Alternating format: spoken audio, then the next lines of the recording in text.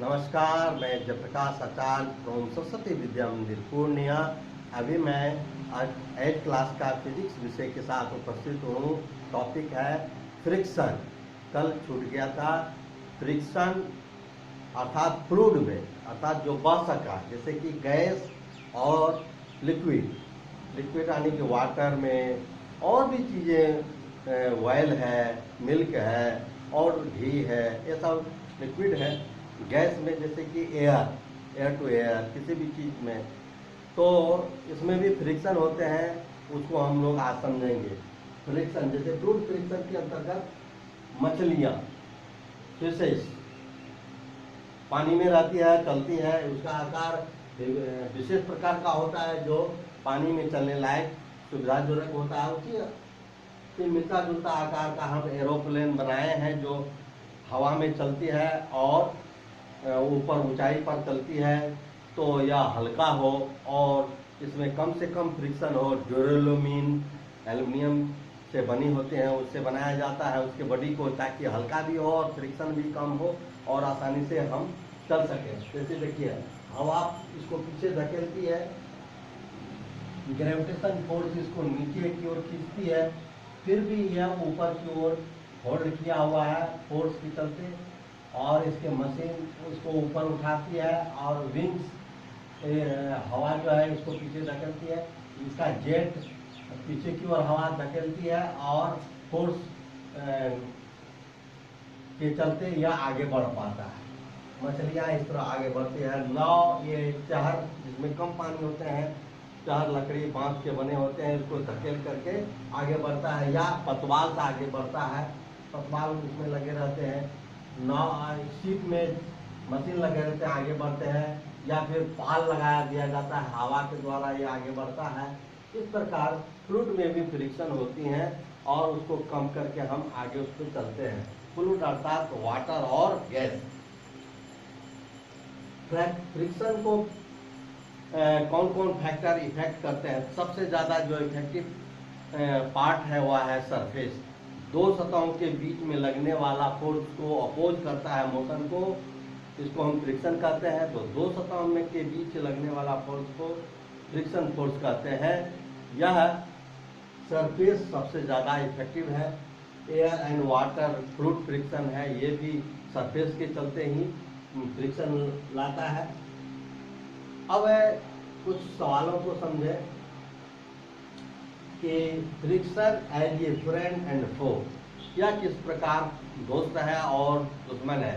तो इसको जानने के लिए हम ये जानेंगे कि फ्रिक्शन का क्या एडवांटेज है तो फ्रेंड होगा, क्या डिसएडवांटेज है तो वह दुश्मन हो जाएगा। एडवांटेज में हम देखते हैं वाक, जैसे हम लोग लिखे हैं वेल, हम लोगों ने यहाँ लिखा है। तो राइटिंग जो होती है चॉक डस्टर से, पेन एंड पेपर से, तो ड्यू टू फ्रिक्शन, फ्रिक्शन ना होगा तो हम लोग लिख भी नहीं पाएंगे।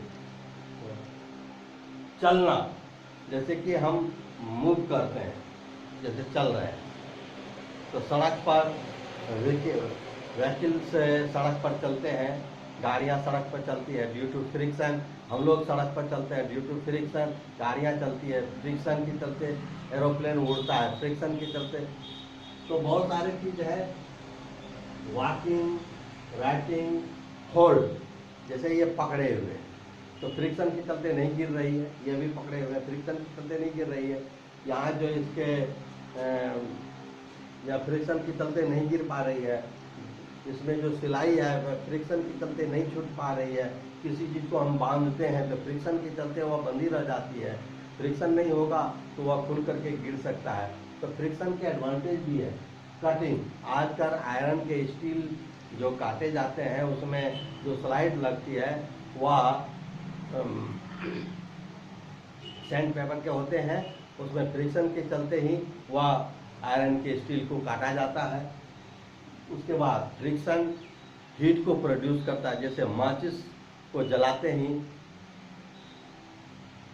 जल उठता है, फ्रिक्शन के चलते। लाइटर फ्रिक्शन के चलते ही जल उठता है।